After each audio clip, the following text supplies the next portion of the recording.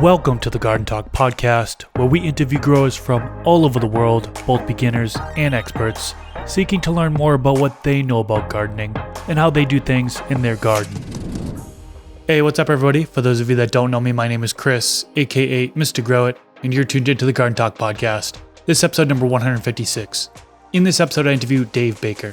He's been gardening for 5 years and specializes in growing autoflower plants. He talks all about how he grows autoflowers in this episode, and there's quite a few things that he does that I haven't heard of other people doing. So if you're into growing autos, this one is for you. He talks about a variety of different things such as lighting, nutrients, environment, and so much more. If you want to see short clips of these podcast episodes, search Garden Talk Clips on YouTube. I also have a gardening channel where I show the plants that I grow. Both of those channels will be linked down in the YouTube description section below. One of my goals for this podcast is to bring free information about gardening to the general public. That being said, I'd like to thank the sponsors of today's episode who help make that goal possible. Thanks to AC Infinity for sponsoring this episode. Check out their Instant Potting Mix, a soilless grow medium made from 100% organic cocoa coir fiber. It's buffered and triple washed to maintain pH stability and reduce salinity. It comes in a 2-pound brick, which expands to fill up to a 3-gallon grow pot. Click the link in the description section below so you can learn more about their instant potting mix, and the discount code MrGrowIt15 works on both Amazon and their website, acinfinity.com. Stash Blend. Stash Blend is a 2-1-5 plant additive that can be used with synthetic bottled nutrients or in living soil systems. Simply mix half teaspoon of Stash Blend into a gallon of water, then water your plants with it. Ingredients include corn steep liquor, seaweed extract, humic acid, beneficial bacteria, silica, and mycorrhizal fungi. Check it out at stashblend.com, link in the description section below, and use the discount code THESTASH. Spider Farmer. Check out their heater. It has smart temperature control with 10 adjustable temperature and fan settings. A 160 centimeter ventilation hose can direct airflow directly into the grow space. There are different modes available: always on, all day, day, and night mode. Also, Spider Farmer's Black Friday sale is going on right now. Save up to 30% from November 21st to December 2nd. More information is linked in the description section below, and discount code MrGrowIt5 works on both Amazon and their website, spider-farmer.com.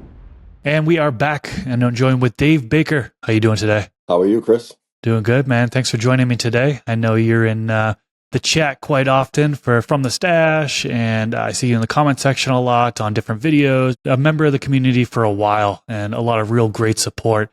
And you reached out to me and wanted to come on the podcast, talk about autoflowers. Absolutely. So excited for this one. I know you're big into autoflowers. Yeah. I know you said you do photos a little bit, but your bread and butter is autoflowers, and that's what you want to focus on. So let's do an episode on autos. Sounds great to me, man. Awesome.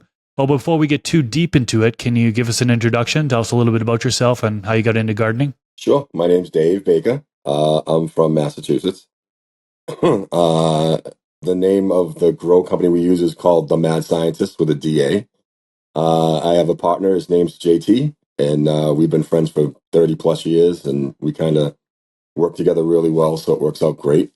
Starting growing, I've been around since I was 13. I mean, you know, the medicinal plant that we all love and talk about all the time. And I didn't start gardening till about 5 years ago. My wife of would have been 29 years a couple days ago passed away about 3 years ago from leukemia. And so I quickly became a single dad of 2 kids, 2 young guys. And now they're older, which is great. And she was a school teacher, so gardening wasn't very easy for me before then. And once it became legal to garden in your own house, I was cool, and she was cool. So I started. And the first run I ever did was autoflowers. And I had no clue what I was doing. I had a blurple light, a 4x4 tent from China. Had no clue about anything. I had 2 friends, Jake and Jay, that have been gardening a long time, and they took me under their wing and they showed me quite a bit, and I owe them a lot. And Shout out to them. They're out in Maine now. And I started going. And I just did everything trial by error. And, it was hard at first. Then I started to really understand the plant after a few runs. I tried my hand at some photos. They did very well. Did some scrogging. So trying to grow all different ways. At that time, I was using soil, Sohum, actually. But I hated the fungus gnats. They just kept showing up all the time. And I started digging deeper into YouTube and looking for other ways to grow autos, looking for ways to grow big autos. The first auto I grew, believe it or not, was 4.5 ounces. It was a good sized plant for the first time. And at that time, that was a while ago, there were people saying, "Oh, I got a tiny plant, whatever," and it really got a bad reputation. So I decided I was going to dig into it more, and I did, and came up with a different style than most, uh, kind of a mishmash of commercial and home grow, and boom! This year. I harvested 3 autos over 1 pound in a row, and I said, "Oh, I got something here," and it's led to where we're at now, just growing autos and trying all different types of genetics, trying all different types of feeding types and schedules and light schedules. And that's where the mad scientist came from, because I'm one of those people that can never leave anything alone. And I always think there's a better way. So in doing that, being an outside the box thinker, I've tried all kinds of stuff. People would laugh at me and say, "Are you crazy?" And then they would look at the plant and say, "I guess you're not crazy." That's kind of how I got started. That's awesome. Yeah, I know Massachusetts legalized back in 2016, if I Yes. remember correctly. Rec. It was the same year that Nevada did it, and that's where Yeah. I currently live right now. And I remember I was like so pumped up back in the day when that actually happened. And there have been so many amazing growers coming out of Massachusetts, and it really is a pretty decent climate to live in. You know what I mean? As far as like the humidity and stuff like that, and outdoors, it thrives. During the summertime, and yeah, there's really good stuff coming out of Mass. And autos outdoors do great because you can plant them in April and they're done the end of June or early July, and then you can get another run in before October. You could do 2 runs and you do all right. That's awesome. Is that why you prefer autos over photos, or are there other reasons for that as well? I'm an underdog guy. I've always rooted for the underdog. You know what I mean? And I just kept doing my research on autoflowers, and they got such a bad rap. And it was like, oh, everybody kept going back to the old days with lowrider, and it was, you got an ounce. If you were lucky, it was 8% THC, whatever it was. And I was determined to do better. The best one I've had tested in so far was uh, Brother Mendel's Mastiota. I grew that last summer, 4 of them in a 4x4. You guys actually showed it on Show Your Stash. And that's when I got kind of introduced to you guys that way, because Rob was like, "Those are autos?" And I'm like, "Yeah, they're autos, bro." And that was one light. It wasn't even my new light. It was an HLG light. And that was 2.2 pounds of autos in a 4x4 on one light. And I had that tested, and it was 28% THC. It had 2.5% terps. It's pretty damn good. And I said, if autos can do that, why would I grow anything else? I can be done with autos. I can do 2 runs a year and relax the rest of the time and breed, because that's my goal, is to breed. So I have little projects going. Yeah, autos have changed so much over the Oh, years. I mean, when I first started growing back in 2010, like you kind of mentioned, is like it has a bad rep, right? It's like yes. low rider was like the what everybody kind of talked about, and it's just gotten better and better and better over the years. And now, I mean, you can grow massive autoflower plants, great quality. And yeah, it's hard to say that's an auto and that's a photo, like trying to, say which is which. It's like, it's hard to tell the difference these days. I've done the taste test with friends, rolled 2, 1 photo, 1 auto. Tell me the difference. Can't tell the Right. difference. So when you're growing these autos, what is your kind of overall growth style? Are you growing both indoors and outdoors? Are you in, I think you mentioned you're done with soil. So is it cocoa that you're in? And then what about like organic or synthetic or what? Outdoors, when I do grow outdoors in the spring and the summer, it's soil. I have a soil this will be the third year, so I just re-amend it and get it going. And that's that's a pretty organic. I would say a synganic grow. In my uh, grow area is in the basement, and I have a 5x5, a 4x4, and a 2x3. And the 4x4 has got holes all over the place. I just use it for drying, and it works great. The 5x5 is a new AC Infinity I got for myself. That was my Christmas present last year to myself. Great, please. I love the tent, but getting used to a 4x4 to a 5x5 is different. A lot more space. So it took a little bit, but I got it going, and now my style is very different. So I use stacked rock wool. I start out with a little rock wool pellet, and that's where I put the pop seed in. And that goes into either a 4-inch that I'm going to use or a 6-inch. I've moved over to the 6-inch. I put that in, and I will hand feed that twice a day, 2.5 ounces for the whole time it's a seedling. As soon as it gets its second um, set of leaves, I will go to 4 ounces. And then as soon as the roots break through, it will go on top of an 8-inch mama. They call it a big mama. And I put them on risers inside of the water catching circles there. I forget what they're called. So it builds a little stack. So you'll have the water catcher, the riser, the 8-inch, the 4 or the 6-inch, and the plant will start to grow through. Now usually it'll take about 4 weeks, and it's already coming through the bottom of the 8-inch. That's how fast those roots grow. So I trim them at an angle so that they're not dangling in anything. And I stay on top of the trimming of those so that it's always new growth. One of the things that I do that is new to the game is my light has separate far red, 730 nanometer. So from seedling until second week of flower, that's on 100%. And what that does is it stretches the plant. So with autos, if you don't hit right away, immediately, they don't start to grow and they're not healthy right away, follow them and start over because you're going to get a miniature plant. Okay. The way I'm doing it doesn't happen that way because using the far red will kick them into overdrive to stretch quickly. So you'll get your big plant start moving and moving and moving.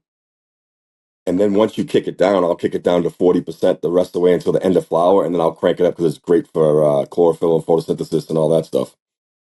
It does add more leafage. You'll get big, big, big, big satellite leaves. I've had them bigger than both my hands put together. And as long as you stay on top of those and give your middle some space, I don't do any topping. I don't do any LST, which everybody's like, huh? I don't. Me and pigeons are the total opposite. and But I do leaf tucking, and I start that immediately.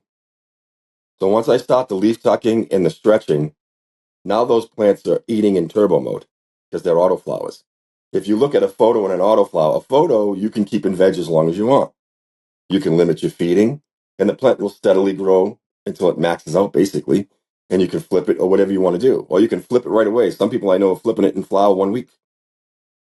But autos are kind of like, I kind of call them plants on steroids, kind of. Because you've got to feed them like they're growing because they grow so fast. So as soon as they're out of seedling stage, I'm in 100% feed mode. They're at 2.3 EC. And as soon as they get to flower, they're at 3 EC. And they stay that way all the way through. And I can tell in 3 weeks if I have a good plant or not. And if I don't, I'll kill it, cull it, start a new one. And I try to keep it perpetual so that once I'm 2 or 3 weeks away from harvest, I'll stop my new beans in the corner of the tent, let them go, get them rising, feeding them. And it's a lot because I don't use an auto feeder. So I feed by hand twice a day, once in the late morning and once around 11 at night. And I set I'm sure you're going to want to know about light schedule a little bit. So I'll go right into that for you. My light schedule is crazy. And it's because I've tried so many ways to see what I can coax out of the plant. So what I've settled down on and what I've been using now for about a year is seedling into the second week of veg is 24 hours. Second week of veg into, I would say 2 weeks before harvest, I am at 18.6. And then the next 3 weeks until they're done, I'm at 24. So 20 and 4. So 20 on, 4 off. And I find that the 20 and 4, when you're giving them a ton of DLI and PPFD, that's when the nuggets really harden. They really get strong and throw a lot of smell and trichomes. So that's all by trial and error. And once I got it down, and these last 3 plants that I had harvested came through like they did, I said, I've got something here. Because they were 3 different genetics by 3 different breeders. So there wasn't a coincidence. I did it that way on purpose. You know what I mean? But so when I feed to runoff every time. So once they start to run off, I'm done. And I move on to the next plant. And right now, like I have a grow going. They are they're in day 45. And they're already taking over 1,500 milliliters twice a day. And some people would use 1,500 milliliters maybe once or twice a week with autos. That doesn't get them to fly. Now, autopots help because they take what they want. But you're not in control, they are. This way, I'm in complete control of the plant. I can crop steer it any way I want. And that's where the scientist stuff came from, because it's playing around and finding the right thing, because it's not your average plant. You definitely have a unique style when it comes to growing the autos, particularly with like the light schedule. And I don't really hear about a lot of people growing autos in rock wool, Right. for example. So kind of to back up a minute here, you kind of talked about what you do for an EC. What nutrient lineup are you using? I ran Jack's 123 for a while, and I really liked it. It's a powder. It has an A and B, and then you use Epsom salt to go along with it to take care of the CalMed. And I liked it a lot. I've done some really good grows with it, but I found that the terps weren't as good as I wanted them to be. And I would steer it a lot. I'd add a lot of inputs, change it up, and it would be okay. It'd be good. It'd have effect, but it just wouldn't have the flavor I was looking for. So I've done some research, and this run, for the first time, I'm trying Kronk Newts, and I had to adjust to them a little bit because I think they feed a little light. He has the autoflower specific, the Bonnie and Clyde, to go along with his line there. I know he's a friend of one of the other YouTuber guys, Joe. Matter of fact, I think Luke, who won the grow off thing there, I think he uses Kronk Newts. And I find it's good. So far so good. I just had to up the amount because the EC wouldn't come close to where I wanted to be. So like if they said start out with 4 milliliters per gallon, I'm doing 5 because I want my EC to be where I want it to be. I know what the plant can uptake. I have a friend. We're pretty tight. He owns Speedrun Seeds. His name's Ben Koch. They have some of the best autoflower seeds I've ever come across. Amazing stuff. Very, very good quality. And he's an agronomist. So he helped me figure out a basis on the feeding that would work best for autos, because he's grown 300,000 of them. So I kind of got a little advantage there learning that stuff because from an agronomist, because I couldn't figure that stuff out on my own. With those ECs that you mentioned that you were running, you said 2.3 EC in seedling, 3.0 EC when you're in flowering. Yep. I think that's going to come as a surprise to quite a few folks that are listening in, because I want to do the conversion here. I got a conversion chart up. Yep. 2.3 EC is 1,150 ppm on a 500 scale, ppm meter. Yep. And then the 3.0 EC 1,700 is at 1,500 ppm, which is about, a lot of people are reaching for that in flowering, but you hear about autoflowers being more of a light feeder. Would you say that's a misconception? I would. There's a reason, like Lynn, Autopotamus, him and I talk, and like he said, sometimes he'll have to fill his reservoir twice a week because they're uptaking what they want, but they take a lot. To get an autoflower to go from its normal 4 to 5 ounces or whatever, to get it to 19, 20 ounces, you've got to feed it.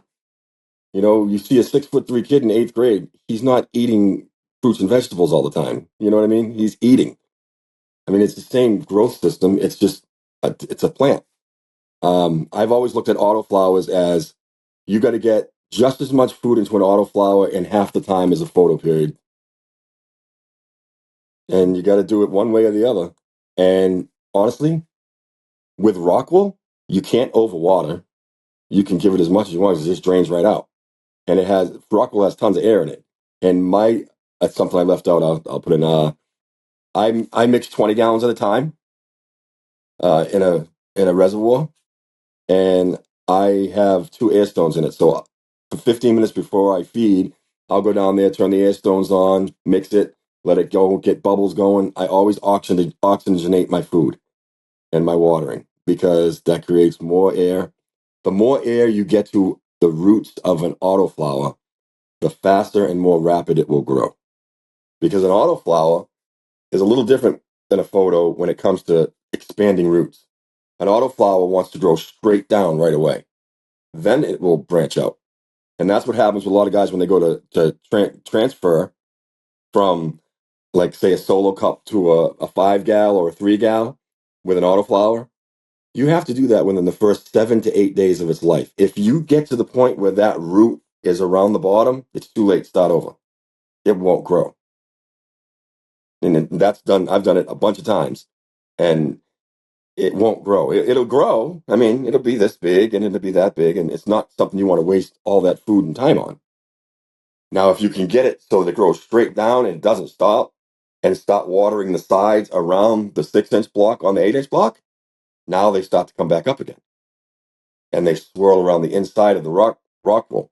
I've broken them open after they're done, and the amount of roots is insane. But it covers everything in there. There's so much room in there for it to grow, and it just allows it to keep growing and growing. Bigger roots, bigger fruits. Yeah, in my experience, same deal. I've started autos in the solo cups, and once that root hits the bottom, it starts circling around. Even if you transplant at that point, I've always had like just autos that were, I don't want to say stunted, but yeah, they flower pretty quickly, like a little bit quicker than they really should. I think that's why you hear a lot of people be big proponents of planting autoflowers in their final container, not transplanting at all. I agree. Although, my friend Ben from Speedrun would say, I transfer pots all the time, but he knows what he's doing. Like, he's grown 300,000 autos in his life. You know what I mean? He has a huge farm with autos everywhere. I'm like, I can't do that. He's like, you got to do a pheno hunt. I'm like, yeah, I can probably do like 4. You know what I mean? Pick the best out of the 4. I'm going to be very small with that stuff. I learned some of this from another guy on YouTube years ago, and he's disappeared. And it's bad that he disappeared. He was a really good guy. It was some high guy. Have you ever seen him? He Uh, started growing in the Rockwell. He used to do cocoa core, and he grew some big autos, and people were onto him. He's from Washington State, and he grew a Dr. Cripley's um, incredible bulk to 2.7 pounds live on air. Like, the whole grow was live. He did a vlog every week and put it on YouTube. That's the biggest autoflower I've ever seen. My goal is to beat it. I would love to beat that. I've heard of the incredible bulk before. I think it was Ugliest medicinal plant you've ever seen, a but he claimed it was phenomenal smoke. guy named Grow Pot Cheaply. I don't know if you've ever heard of Yeah, I know him. him. Yep. He, way back in the day, incredible bulk. Yeah, I remember seeing his, and this big plant, huge buds on it, just everywhere, kind of hard to manage, but big yielder. Yep.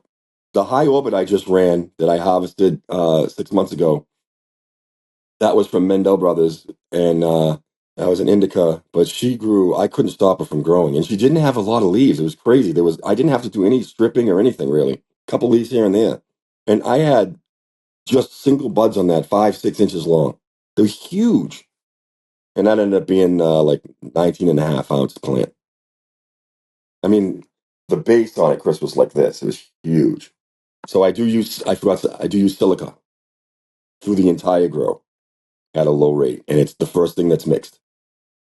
And I should say this too, when I mix my nutrients, I don't just pour it in the water. I have a little IntelliLab scientific little thingy there. You put the jar on top with your nutrients in your water, and you put the little bar on the bottom, and you hit the button, and it mixes it for you. So I'll let everything mix for like a minute, minute and a half before I add it to the reservoir, and I have a sequence. Okay, yeah, I was going to ask you if you're using any additives on top of the Kronk nutrients. So is it just silica that you're using or using other additives? I use their whole line right now, which is the Armadillo, which is the silica. They have the Bonnie and Clyde, which is the Veg and Bloom. They have a Monkey Bandit, I think it's called, and that's for like flavor and stickiness and stuff like that. So they have a nice little lineup there, and they use their CalMag. But I also use Flavor from George, and but it's so darn expensive. I buy the little 4-ounce bottle, and that usually fills a whole 20 gallons. So I have to buy it every couple of weeks or so. But I run it 3 times maybe. I'll run a whole bottle in 3 different mixes, and then I let it go. And then in the end, I do use Flour Stacker, which is one of my favorite things from Humboldt Secret. I love that. It's always worked phenomenal for me. So I use that, and um, I alternate sugary from what the hell's I can't remember the name of the company, and I run honeycomb from Cali. So I'll interchange them. 1 week I'll run sugary, 1 week I'll run honeycomb. They kind of do the same thing, but a little bit different. And using that trifecta, little by little, has now helped the terps get to where I want them to be in my plants. So I've mastered getting them large. I'm not going to grow a pound plant every time, but I look at it as if I can get 2 pounds of light, I'm happy. You know what I mean? But at the same time, I want flavorful stuff. So, and using those inputs back and forth, changing them up, the plant doesn't get used to it. It doesn't start to taste just like that input. And that's kind of the little, I just came up with it myself, just messing around with a few grows. And the last run I did, the Pound Dog and the Triscuit and the High Orbit, all were over a pound, and they all were very flavorful. I don't use jars. I do use grow bags. I've been using grow bags since they came out. And I'll let them cure. I'll do it dry. See, my house dries fast. It's weird. I even have them in their own tent. I have a fan in there and all that stuff. And it stays right around between 55 and 62 on both. You know what I mean? It stays right in that area. And usually it's about 8 days and they're ready. And I have a moisture meter. I'll go in and hit different buds from different pots. And it'll tell me if it's under 12%, I'm pulling it. And then I will let it cure for 21 to 25 days, depending on what I think is right. And that's it. Okay, so you are using the Kronk nutrients base and then additives. And I looked it up. Sugary is by Cutting Edge Cutting edge, Solutions. yes, Yeah, cutting Cutting edge. Edge Yeah, Solutions. Yep. I like them. That's actually pharmaceutical grade. You can actually food grade. You can actually drink that. I would never do it, but you I was going to say, have you done it? but it actually does a nice job. My local hydro shop guy turned me on to that. He says I use it in every one of my grows. I said, I'll give it a whirl. But I did a couple of runs with it. I really liked it. So it's here to stay. Once something's here to stay, I'm not messing it up. You know, Yeah. I do like to tinker. I change a lot about how much I use and stuff like that to see if there's a difference. And I do use the far red to do a lot of changing the crop. A lot of people call it crop steering. I just call it changing the crop. You know, I'm not gonna mainline an auto. You know what I mean? You mainline an auto, you're gonna get like 6 little buds about this big, and it's a wrap. I'm gonna leave them alone, and that's the key: is let them grow. You know, everybody wants to I gotta touch it. I gotta pull this off. I gotta strip the bottom and all that. It's an autoflower. You've got to allow it to mature as quick as it possibly can and grow as much as it possibly can before you start doing all that stuff, or you'll stunt it. And if you stunt it, you might as well start over. I have done it. I've got 3 beautiful ones in there right now, and one that I messed up, and she don't like me right now. That's okay. She's 3 weeks into flower. I'm not going to kill her now. Just take her what she is. But if that happened in the second week or the third week, I would have restarted. And I do use the paper towel method.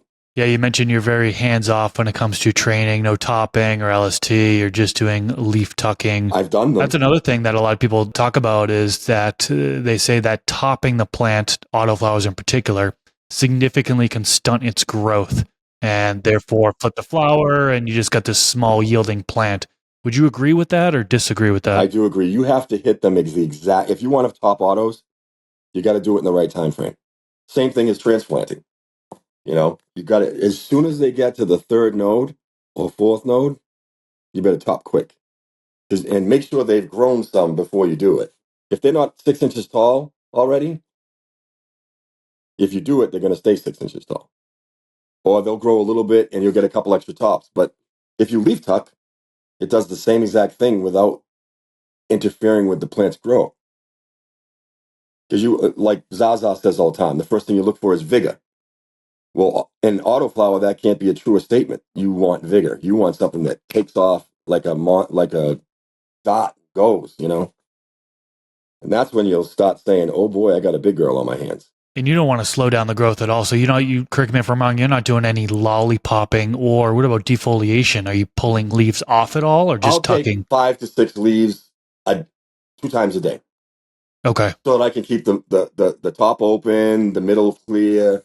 I do usually right when they start to turn into little flowers, little buds, pre-flower. That's when I'll do some lollipopping on the bottom, make sure it's kind of clear. But the autos that I grow really fast, so there's usually about that much on the bottom of stem with nothing on it. And my plans are to, I'm just waiting till they come in to stock as I'm getting the under canopy lighting. Because why waste any part of the plant?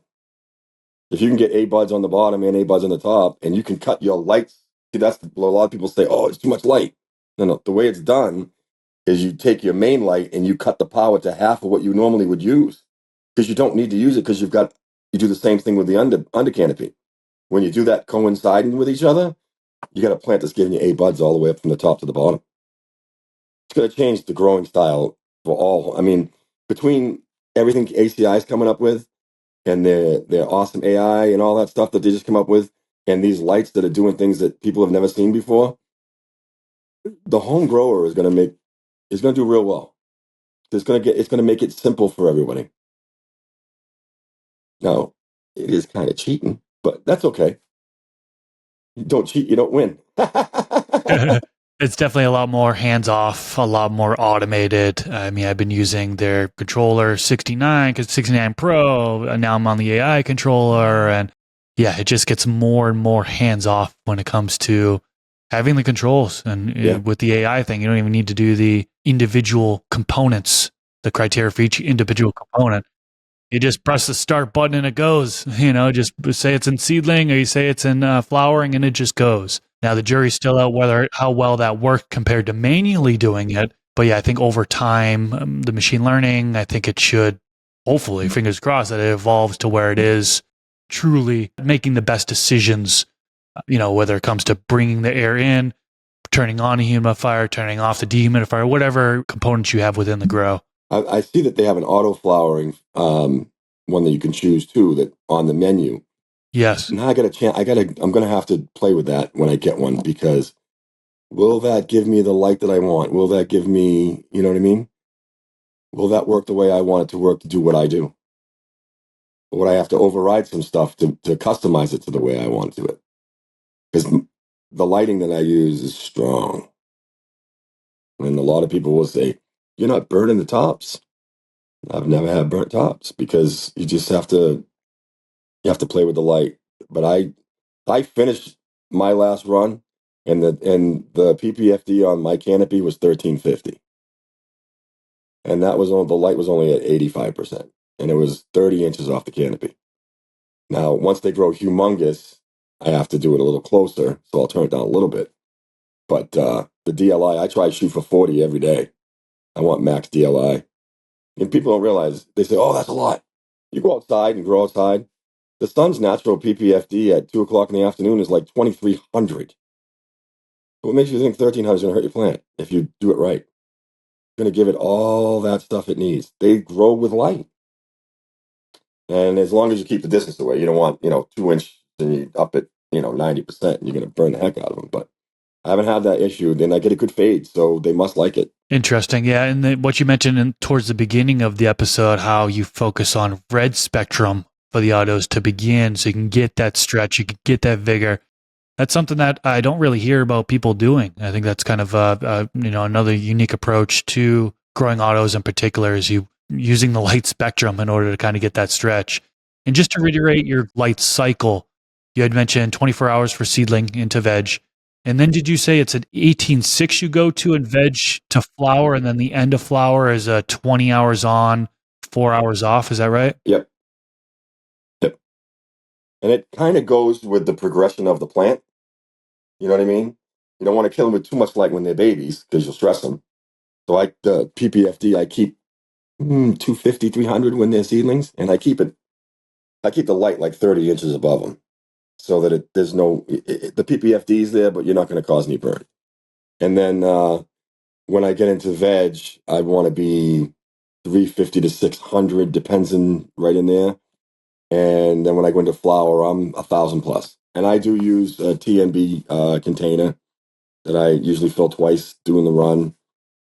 I have so much CO2 down there. I'm down there twice a day. My laundry's down there, so my kid's down there all the time. And I'm down there doing laundry. I have dogs that are down there all the time. And I leave the Thames open a lot too because it's a basement, so the humidity can get messed up. And with autos, that's another thing is I don't have to worry about the tent being open or closed. They're getting the same amount of light either way. You know what I mean? And you can make it breathe. And I have an old furnace, and it shoots off CO2 a little bit. So my CO2 is, I don't have to worry about it. Works really well. And that's one of the things that's going to allow you to intake that more light, right? Yeah. Is, people are probably scratching their head a little bit like, how is this guy doing over 1,300 ppfd? It's well, add up the CO2. Also, the other factors, right? You've increased your nutrients. Yep. Let's get into environment conditions a little bit. Temperature, humidity. Are you running high temp and humidity as well so you can kind of intake that more light? Or what's your strategy for temperature and humidity? I found that autoflowers love 80 degrees, 60% humidity. They love that. And I'll stick with that up until maybe second or third week of flower. And then I will try and drop it down to around 72, 73. I never want to go under 70 because autoflowers, they don't love the cold that much. And then as far as humidity goes, I'll try and get it down to 50 during flower. And that usually gets me that fade I'm looking for and gets the photosynthesis right. And, it's an autoflower, so it's going to show blemishes. You'll have an orange spot here and there, a brown spot here and there. That's just part of autoflowers. I mean, I've never seen a perfect one. And I'm sure anybody else who grows them will tell you the same thing, that they're always going to have some blemishes. Some of them might start off a little wonky looking, and then they end up being huge and beautiful. It's an autoflower. It's different. It's not a photo. They're just a different plant. It's a different pheno, a different geno. It has different expressions. And somebody can say, "Oh, I got an OG Kush, a photo. I got OG Kush of auto." They're going to be totally different, and they're not going to look the same because you have no idea what pheno, what parent, what mother, father, cousin, brother. You have no clue. If it smokes good, it looks good, and tastes good, who cares? That's kind of how I look at it. Like, I'm working on a little breeding thing myself. I'm nowhere near where you guys are at, but I took the Master Yoda and I pollinated it with a original haze strain that I got from AGC Co. Mark and Frank, and it's a 19-week flower. I didn't even realize that when I did it, but I did it anyway. And I'm now now that I've done that, I've got to rerun it and hit it with something like a fast flowering autoflower, something that's like a 65-day that's got a lot of frost. And then I think I will have a pretty cool strain when I'm done. Problem is I don't have the space to do a huge pheno hunt. I'll shut down my tent like you do, and when I'm done growing for the year, and I'll do a breeding project in it, and I could probably put like 8 or 10 in one gals. You know what I mean? And just see what happens. And I would do that in cocoa. I wouldn't do that in rock wool or dirt. I would do it with cocoa. So you've actually ventured into the breeding aspect of autoflowers in particular. I think that's arguably a little bit more challenging than breeding photoperiods, right? What's the process for that? Can you walk us through the steps that you took in order to really breed an auto so the seeds that you get are actually all auto? So from what I've understood, and I study a lot of James Loud, and I study a lot with Zaza, and then I have a friend who was the head of cultivation for a commercial grow for a while in Massachusetts, and he does a lot of breeding and stuff. So we worked together, and on that, it was my first time just to walk me through it. So we used cordial silver, and we got pollen off the haze because I actually bought a 15 pack from them, and he seeded them all out, and he got me some pollen, and we did that. We let the Yoda grow out. We hit it with pollen, just with a little Q-tip or a brush, you know.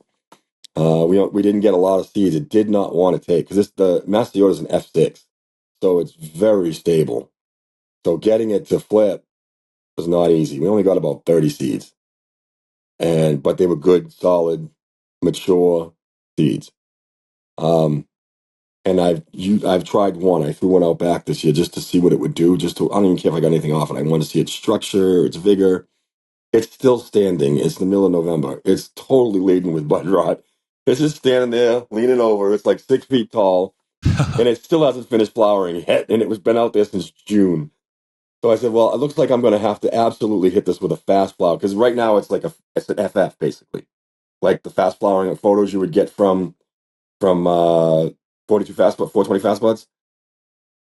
It's basically that right now. It's 50% photo, 25% auto. So now I would add another 25 in from another, or I can self it, but selfing it's not going to get me to an autoflower. A couple of the phenols might end up showing autoflower expressions, but and then I'm just learning this stuff now. It's going to be a long project, but once I get to the point where I actually can figure it out, and I'll figure it out. I work hard for it. You know, I'll tackle it, and right now I'm concentrating on growing. And once I'm done with that, this year's Christmas present is going to be a propagation tent. Going to put it in my bedroom so it's 3 floors away from the basement and stop breeding. That's awesome. Yeah, breeding autos is really a whole topic in itself. So we won't dive too deep into that one, but I was interested to just hear about your progress on your personal project. Once I get good at it, I know what I'm doing, I'll make you an OG one. Awesome. Kind of going back to feeding, I think one thing that we kind of missed was pH. Do you monitor the pH at all and adjust it? If so, what do you aim for? So where this is a form of hydroponic growing, because it's basically poor man's hydro, I stay between 5.7 and 5.9. 5.8 is where I want to be, but 5.7's fine, 5.9's fine. And I'll adjust up and down as I go. And I adjust the entire reservoir at a time. I won't just take the nutrients out and adjust. I adjust the whole thing. I know, I forgot to tell you. I should have told you this. I use recharge every time too. Just a half a gram of, I weigh it out on a scale, you know, and a half a gram goes in every mix. And I also do the same thing with Stash Blend. I forgot to say that too. I'm running Stash Blend, and I do the half teaspoon per gallon. So I'm doing 10 spoonsful basically in the 20 gallon. And I find it's doing great. It's doing great. I haven't had any issues. It balls up a little bit sometimes, but I put it in the mixer and that's done in 2 seconds. I don't worry about it. That's awesome. Yeah, I've seen your Instagram pictures. And for those that are on Instagram, definitely follow Dave. I'll have a link to his Instagram down in the YouTube description section below. I saw the Stash Blend pictures there and I was like, oh, that's so cool. And it's really cool hearing you that you're having so much success with it because that is a formula that myself, Rob, Pigeons, George Murray, Nate over at Growers House, we all sat down and brainstormed and figured out how we can formulate that particular blend. And did a good job. Yeah, I think it has a lot of good things in it. Not everything that it needs, right? It's an additive, but it's got some really good stuff there. And I've seen a lot of great results. So I'm glad to see that you're having some good success with it. A lot of questions people always had is, well, can you run it with recharge? I run it with recharge all the time. I have no issues. None. Same. None at all. And they seem to actually bump EC up right so I can get to where I want to be a little bit. You know, be a little bit low, 2.8, 2.9, whatever. And I notice when I'm mix that in there and all that. I hit it right at the 3, and I'm good. I'm happy. And anything that I can give the plant that the plant's going to like and not show me bad expressions, I'm going to use. Easy peasy. Yeah. So let's get into genetics a little bit more. I know you named off quite a bit of genetics that you've grown before and you had good success with. But if you had to step back and think about everything you've grown, what are the top 3 autoflower strains that in your ranking are the top 3? Master Yoda from Mendel Brothers Seeds. That was a 2021 Autoflower Cup winner for them. Stable, heavy feeder, grows great. Just the right amount of really good structure, just the right amount of leaf to bud, grape smoke, really well done. Triscuit, which is just crazy. It was a freebie from North Atlantic Seed Company before I started going direct to breeders by itself. And it's from Mendocino 2020. And they do a good job with autoflowers too. And I just threw it in there. And it just did not stop growing. And it was growing and growing and growing. And I super cropped it. And when I did, it created a branch about this long with 4 footballs on it. It was insane. They were all bigger than my forearm. And I'm a 250, 60-pound guy. And it was huge. And it came out and it tasted, and it was just a fantastic run. I would redo that again in a heartbeat. And my favorite strain that I've grown and that I used to get from my caretaker back in the day before I grew. In my heart, it's something I'll always grow here and there when I can find it. But Jack the Ripper, it's created by Subcool. Um, it's just it's in my opinion, it's one of the most steady. You don't get too tired. You don't get too, you know what I mean? And it grew. I grew it at a photo and as an auto to test them, and the auto blew the photo out of the water. I grew the photo outside in 30-gallon pot.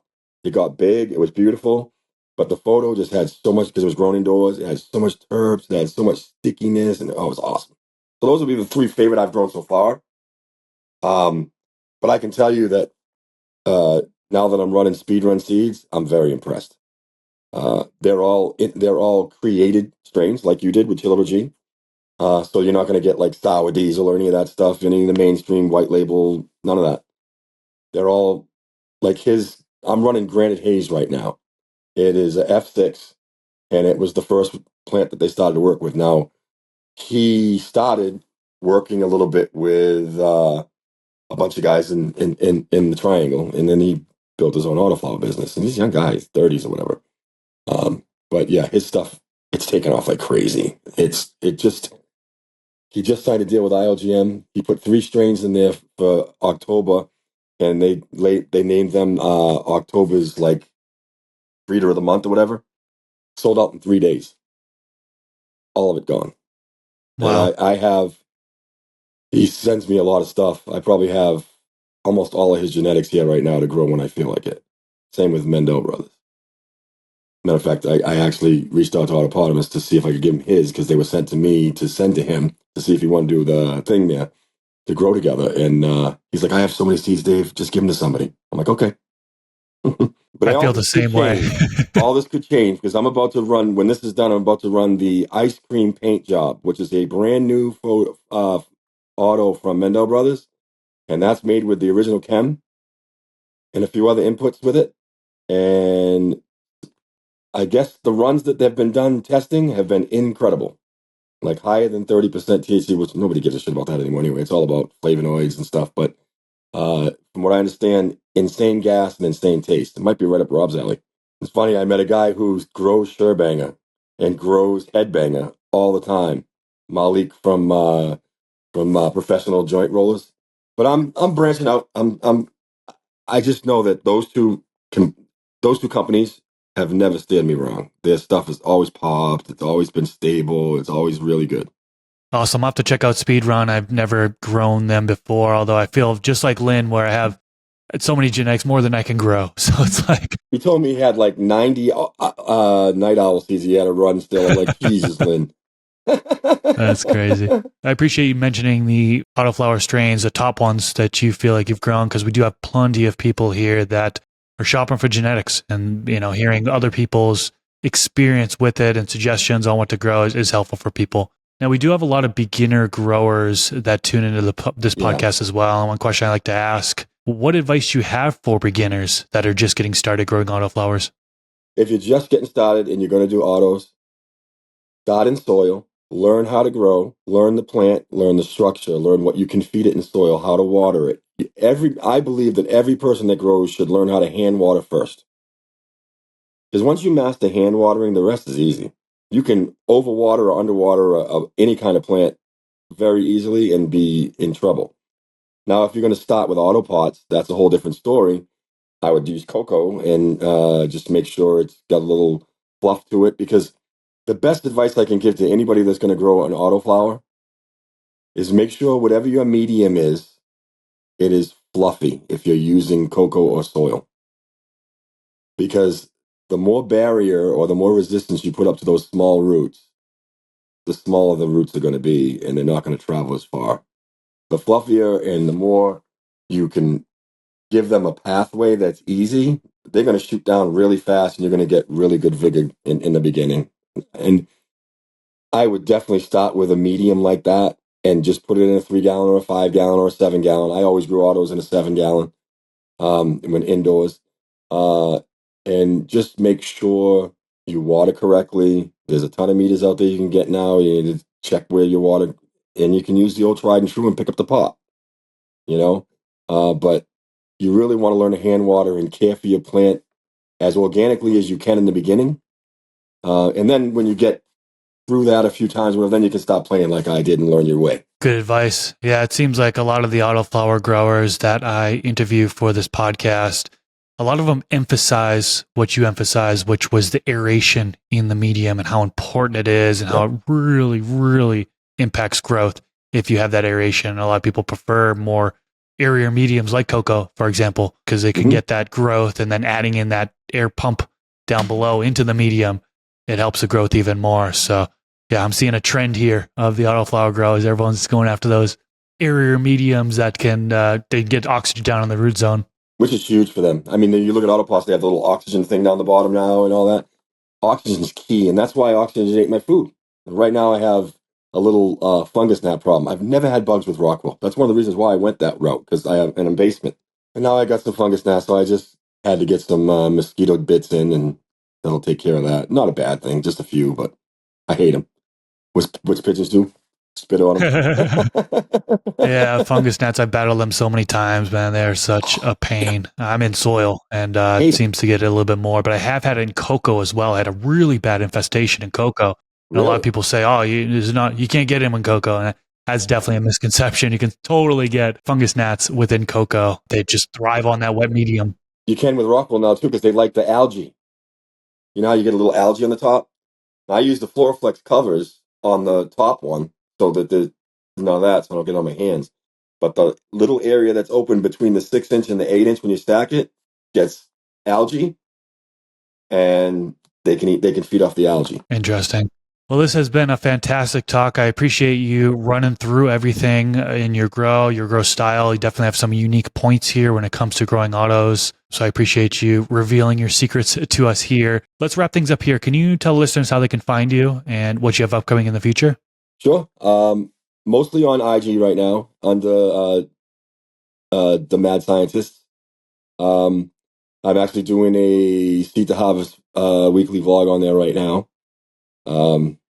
Which is pretty cool. And if anybody wants to reach out and DM me, if you want a speedrun code to get you a discount, I can get you a speedrun code for a discount on their seeds if you want to try their stuff to grow some autos.